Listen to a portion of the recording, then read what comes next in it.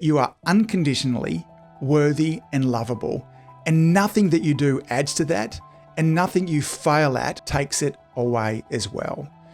So I proved, and I proved, and I proved some more, and it was never enough.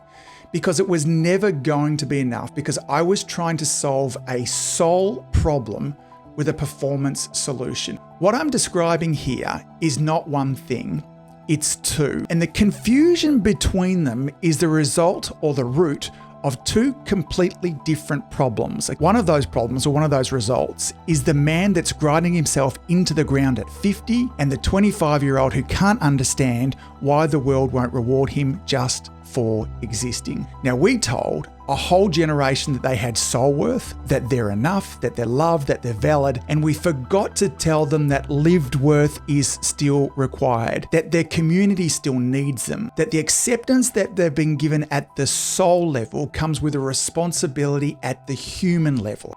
So when did you stop believing that that was still true?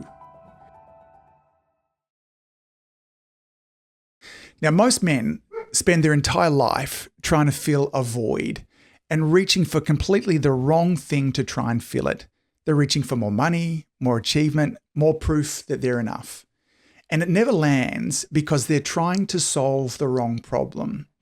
Now, today I want to make a claim that at first might sound a little soft, and then I want to add a layer to it that I think will change the way that you see yourself and how you show up in this world. And my claim is this, is that you are unconditionally worthy and lovable. And nothing that you do adds to that, and nothing you fail at, takes it away as well. Now, before you switch off thinking that this is some kind of new age mumbo jumbo, or worse, the kind of thinking that's produced a generation of entitled kids who expect everything to be handed to them, stay with me, because what I'm actually saying is the complete opposite of that. You are accepted at the soul level, and that acceptance, though, comes with a responsibility at the human level that most men have never been told about. Now, both of these things are true at the same time, and holding them together changes everything. Now, there are two starting points that a man can operate from. The first is that I'm worthy, not because of what I do, but because of who I am. Or the second is, I have to prove that I'm worthy. I have to earn the right to be loved.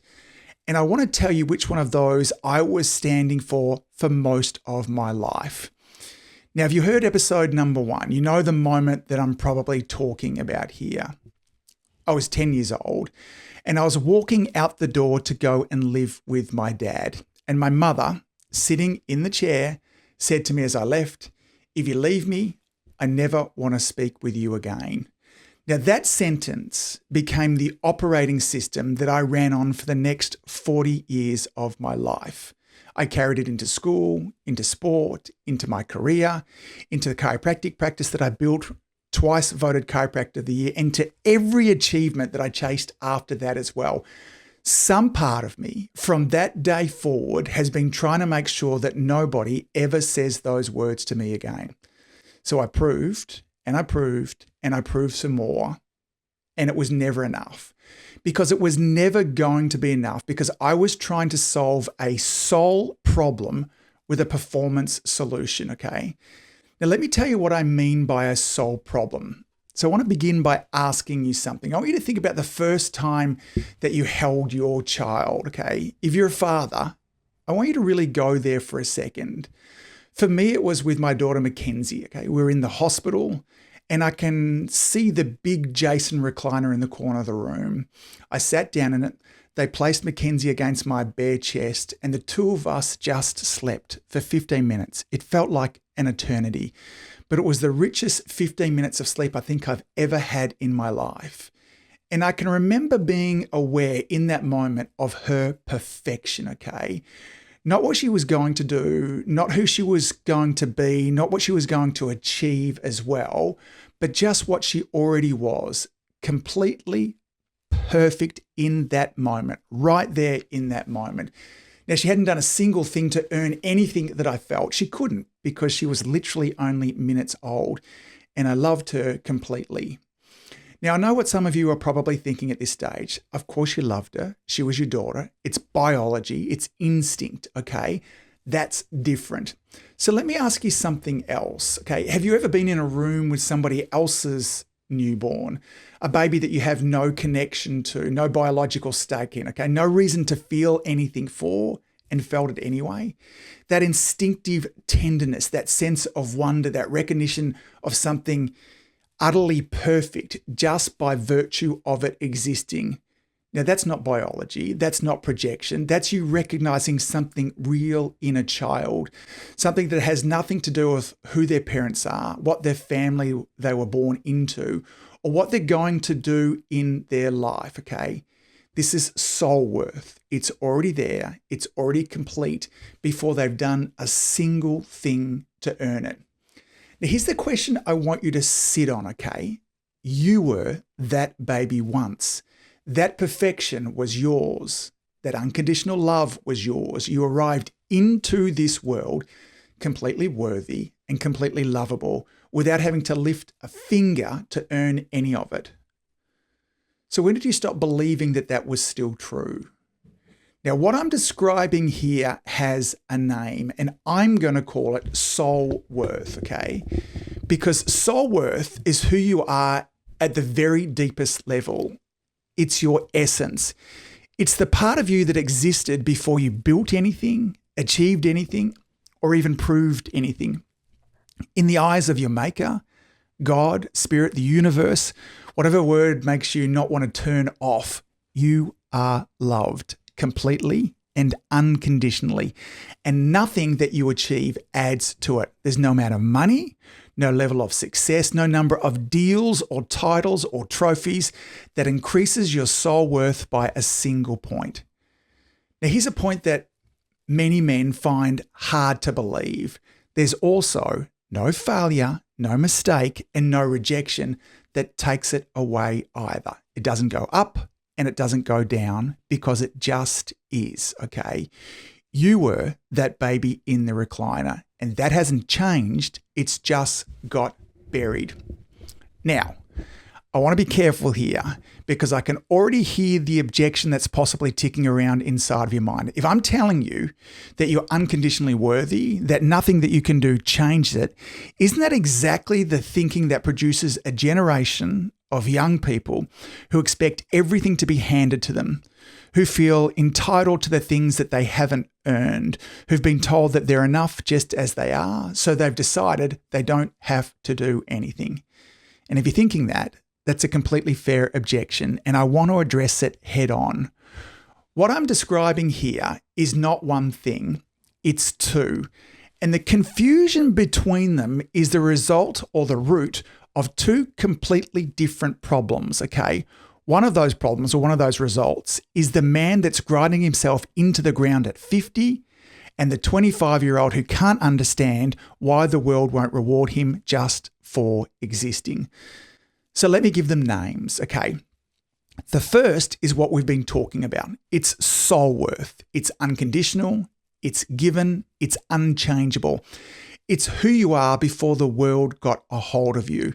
And the second I refer to as lived worth. And lived worth is a completely different thing, okay? Lived worth is who you are in the world. It's your contribution. It's the value that you bring to your family, your community, your work. And lived worth has to be earned every day. Let me say that again. Lived worth has to be earned every day through how you show up, what you give, what you build, and the sacrifices that you give for the people around you. Now, here's the thing about lived worth that our culture has forgotten to say, okay? Your life is not for you. It exists to serve. Your community needs you to produce, needs you to contribute, needs you to show up and to earn your keep. Not because your soul depends on it. It doesn't, okay? We said that before, okay? Your soul doesn't depend on it, but because the people around you do. Now, we told a whole generation that they had soul worth, that they're enough, that they're loved, that they're valid, and we forgot to tell them that lived worth is still required, that their community still needs them, that the acceptance that they've been given at the soul level comes with a responsibility at the human level, okay? So we ended up with entitlement, not because the message was completely wrong, but because it was incomplete, okay? I like to think of it like this: acceptance by God and accountability to your community, both always at the same time. Let me say that again: acceptance by God, but accountability to your community, both always and at the same time. Soul worth gives you the foundation. Lived worth is what you build on it. Now, here's where this gets practical, okay? When you feel that restlessness, that sense that something is missing, okay, whether it's that 3 a.m. question of, is this all that there is?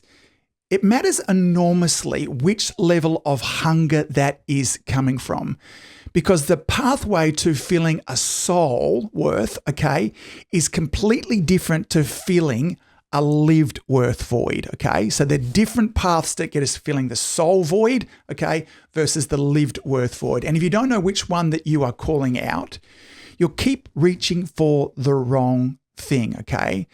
Now, soul worth hunger looks like this. You've probably achieved everything you set out to achieve, and it still doesn't land. You tick the boxes and it immediately doesn't feel like something, okay? Or worse, you feel more empty than beforehand. And no amount of success can touch this, because success was never designed to reach that deep, okay? The pathway through to the soul worth hunger is inward, okay? It's stillness. It's relationship with God, with spirit, with something bigger than yourself. Now, we're going to come back to this in later episodes and we're going to dive much deeper, okay? Now, lived worth hunger looks different. It's the feeling that you're not actually contributing something meaningful. You're busy, maybe exhaustingly busy, but you're not purposeful, okay? Now, the work that you're doing doesn't connect to anything that actually matters for you. That's what this means. Now, here's the thing about lived worth. It's not just work for work's sake. It has to mean something, okay? Now, what that looks like, though, is completely personal. For one man, it could be sculpting. For another, it's digging holes on a farm. For another, it's serving in the military. There's no objective answer to what it is that builds lived worth, but you'll know the difference between working for a reason and just filling time, because meaningful work doesn't drain you the same way. Now, again, we're going to go deep into lived purpose in later episodes, but for now, the diagnostic question is simple. Which void am I actually trying to fill right now, okay? Now, I'm not the first person to make this distinction, not by a long way. The Franciscan priest Richard Rohr writes about what he calls the first half of life and the second half of life, okay? Now, read those through the lens of what we've already been talking about, and they map almost perfectly. The first half, Rohr says, is spent building a container, an identity, a role, a reputation. That version of yourself, a version that the world will accept. Now, that's lived worth, okay? Now, the work of showing up, of earning your keep, of building something real. Now, there's nothing wrong with this. It's necessary. It's essential. But what Rohr talks about also is the second half. And this is where most men listening right now are living. And it's about discovering what's inside the container, okay? Now, the self that was never dependent on any level of achievement, that's soul worth, okay? That's what was there before you built anything. Now, when I said earlier that the pathway through soul worth hunger is inward towards God, towards spirit, towards something bigger than yourself, this is what I mean. I don't mean religion. I'm not talking about theology. Just the recognition that there is something in you that is permanent, that holds, that cannot be touched by your results or your failures. Call it God, call it spirit, call it the ground beneath your being. The name matters less than the relationship. What matters is that a man's life becomes anchored in something that cannot be taken from him, okay? I'm going to say that again. What matters is that a man's life becomes anchored to something that cannot be taken from him. You are not what you produce. You are whole before you built anything. Now, a couple of episodes back, or maybe even the last episode, we talked about the dragging, the numbing agents that men use when they don't want to feel what's underneath. We talked about alcohol and food and screens. And we asked the questions, when you reach for that beer at the end of the day, what are you actually trying to get away from? Now, what I want to add to that and add to that list is that something that doesn't usually make it on there, and that is achievement. Because proving that you're enough is a numbing agent also. It just wears a suit. Now, nobody questions a man who works 18-hour days, who chases the next deal, who never stops building. Now, often what we end up doing is we applaud it. But underneath, it can be exactly the same function as the beer. What am I trying to outrun? The dragon is exactly the same, but the disguise is just a little bit more socially acceptable, okay?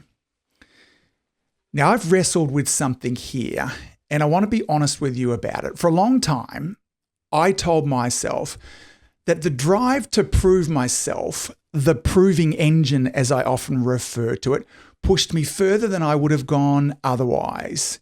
And I want you to sit with that just for a second, because I don't think we can dismiss it. If you look around, you'll find plenty of men driven by inadequacy who get an enormous amount done. We cannot argue with the output. The question I had to ask myself was this: is this one of the gifts from my earlier wounds? And does this hunger to prove myself actually fuel something useful?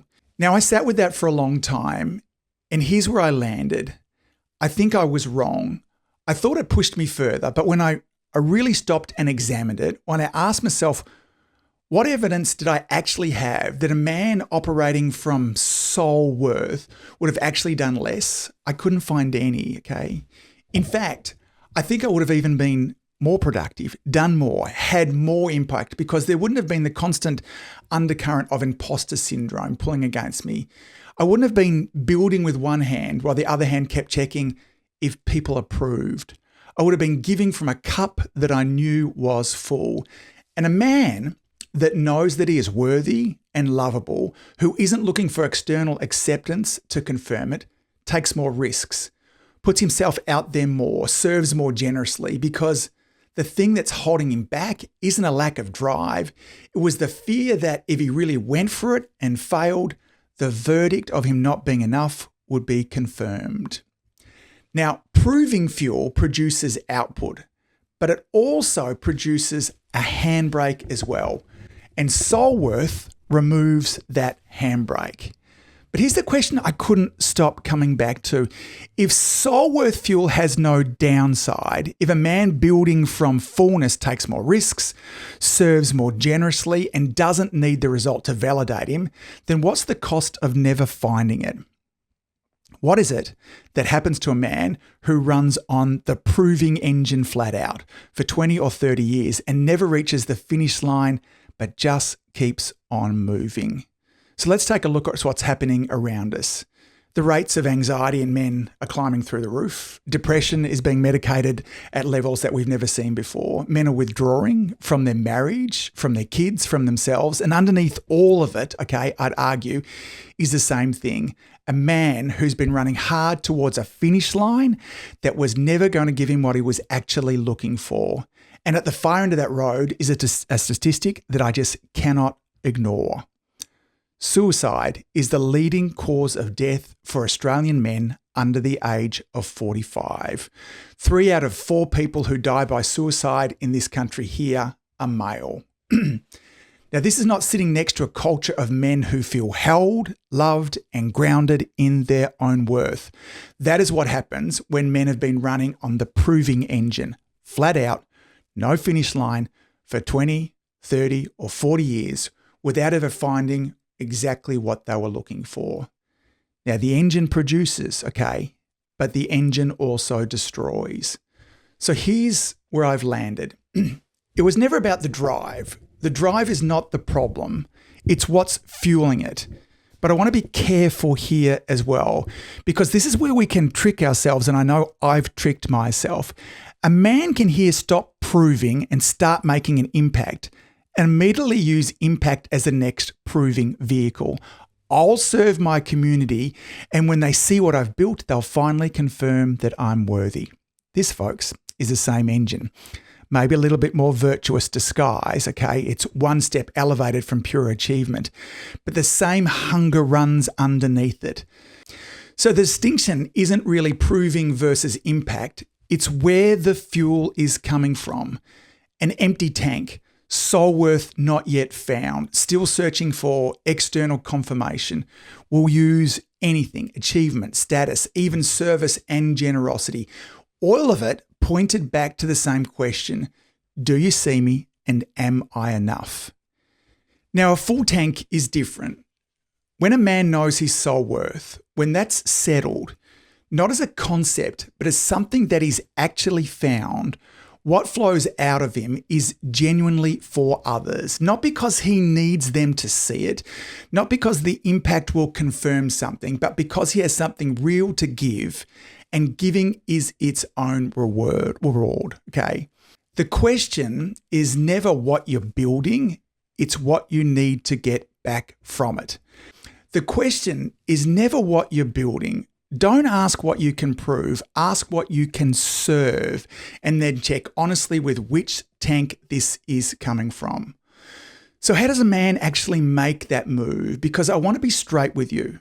This is not a switch that you can just switch on or off, okay? I don't want you to hear this episode and expect to wake up tomorrow operating from soul worth. I wish that it worked that way.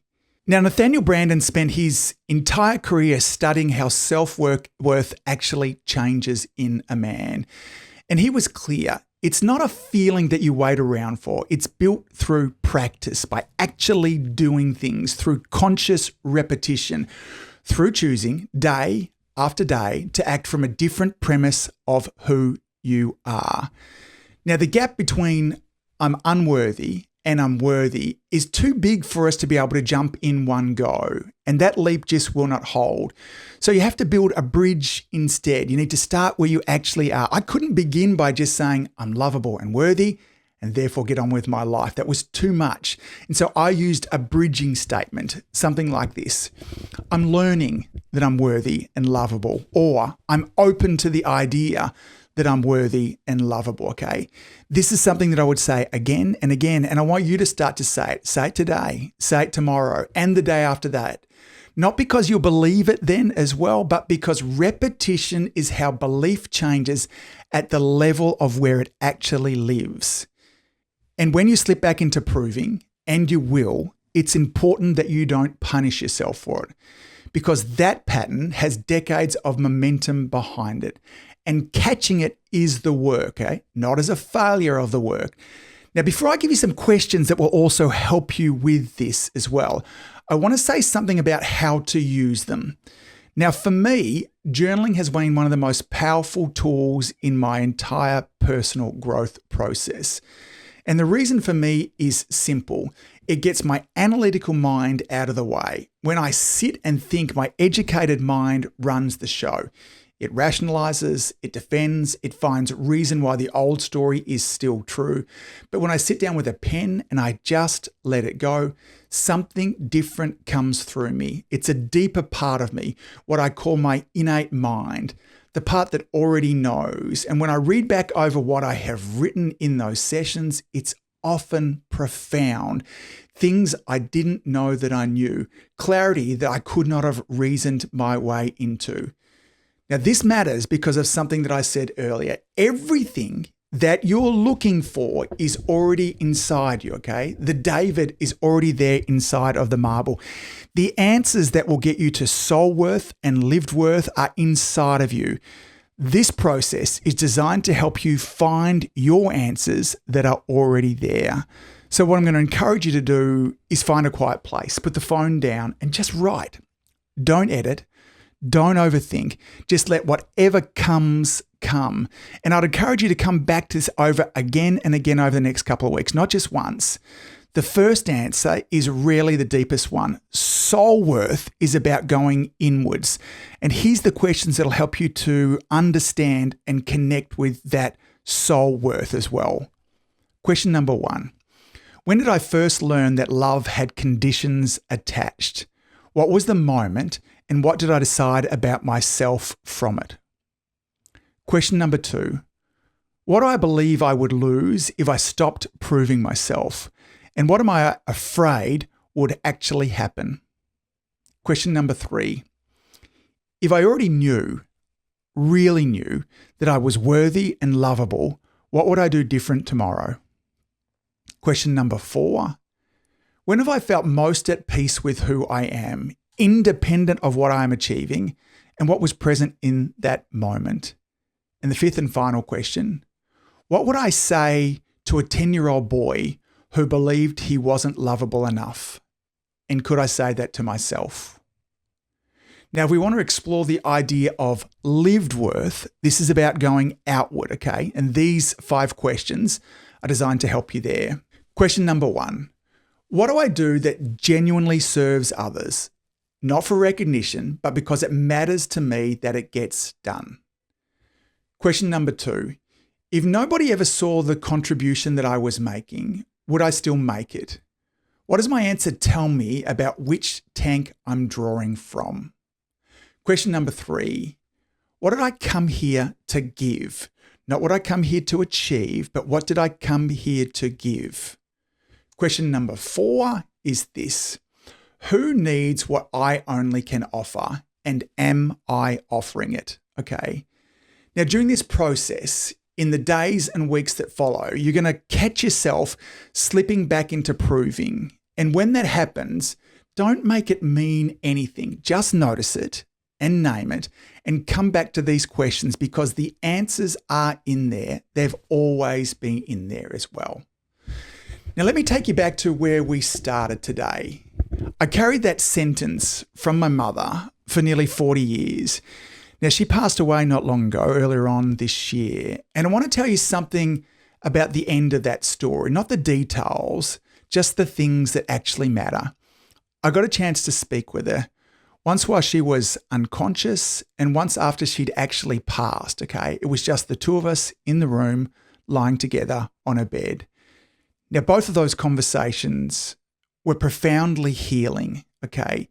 And here's what I want you to understand. I didn't need her to say anything back. I didn't need her to take it back or apologize or grant me anything because the worthiness was never hers to give me in the first place. It was always mine, and it's always yours too. So one question before we go. What void are you trying to fill right now? And whatever you're building, whatever you're chasing, what does it need to give you back? Only you know what that is. Soul worth, who you are in the eyes of your maker. It was never, ever in question. Lived worth, what you give to your community, that's yours to build every single day. Remember, accepted by God and accountable to your community. That's it. That's the entire thing. What is it that means to you? And what is it that you're going to do differently? All right, folks, I'll see you in the next episode. Bye.